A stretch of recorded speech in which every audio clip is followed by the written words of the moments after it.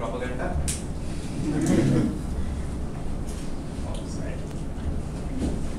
Yeah.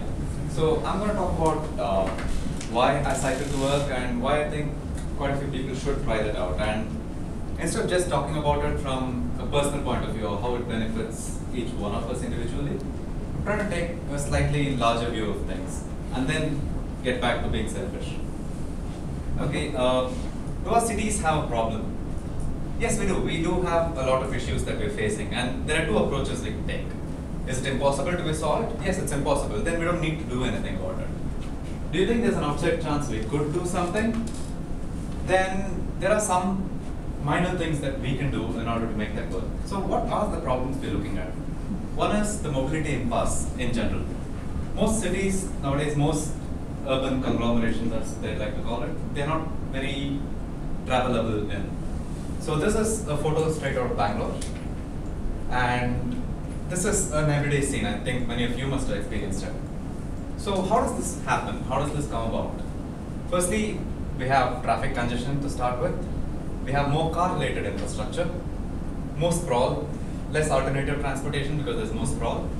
Then need for more private cars, and that becomes a vicious cycle that actually builds into most of the cities. This was a tiny experiment that was done in Germany.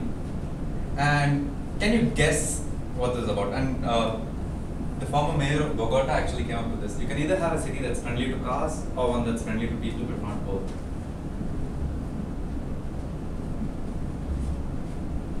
And this experiment was to show the space occupied by the same number of people using cars, using a bus, or using bicycles. And the only advantage of bicycles over a bus is it gives you the freedom of traveling where you want. I'll rant about public transport in another one.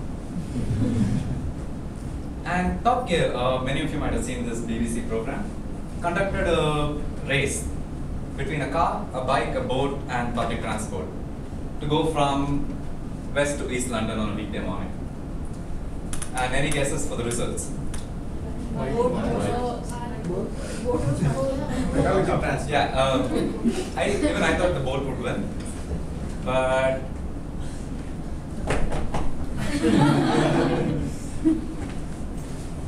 is this?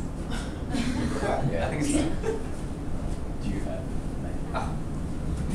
Oh, it's skipped over a slide. Okay. Yeah, the bicycle won, followed by the boat, followed by public transport, and the car came in last. So, if we have to quantify the kind of impact that has, so this is 2003, you'll have to extrapolate for now, I don't have current data, but that's the kind of delays that you face. Now, getting into where public policy comes into biking. Now, most governments are apathetic to the needs of people other than those who drive cars. So, if you are to look at any city, the usual solution for any urban congestion is to widen the roads. And that does have an impact on civil society as well. This is Sankey Road in Bangalore, where a lot of trees have been cut recently, and these are trees that are over 100 years old. And the temperature of Bangalore has been rising steadily over the last few years, just because of chopping off trees to widen the roads. There are some interesting ways public policy has come in to help the cities. This is Velith in Paris, where they had a city bike scheme. The city has thousands of bikes in different portions. You have tiny stations dotting the city. And you can rent out a bike from any of the places, go to your destination, leave it at the nearest station and move on. But the city that actually took it to manic levels is Copenhagen in Denmark, where they have an extremely strong biking culture. And this is because the people themselves want to cycle wherever they can. And that reflects in the infrastructure as well. So an estimated 36% of the population cycles to work on a daily basis. And I'm not talking just the rank and file who can't afford anything else. You'll see CEOs wearing Gucci and Prada and cycling to work. So it's not just a change in public policy and so on, but it's also a change in attitude that needs to reflect here. So how does this help us? How does cycling help us? One, the obvious one is economics, where you have massive savings in cost of fuel, in the cost of your transport itself. A cycle is much cheaper than a car. On the flip side, some of us become enthusiasts and end up paying for all kinds of riffraff that we put on our cycles, and end up spending more than we would otherwise. This is a friend of mine called Viju, and this was when he started cycling, and this was him shot, like this was about a year and a half later. It's the same person, this is not trick photography or anything. Okay, so one of the major concerns that gets thrown at when dealing with cycling is the question of safety.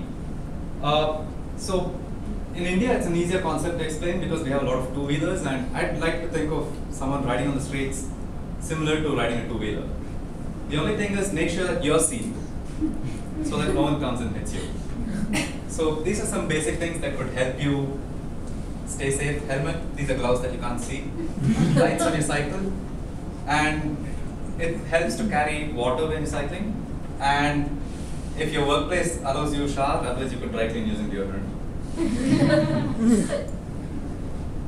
And why I think it would work, I mean, this is more in a Bangalorean context, but all these institutions around Bangalore that support bicycling.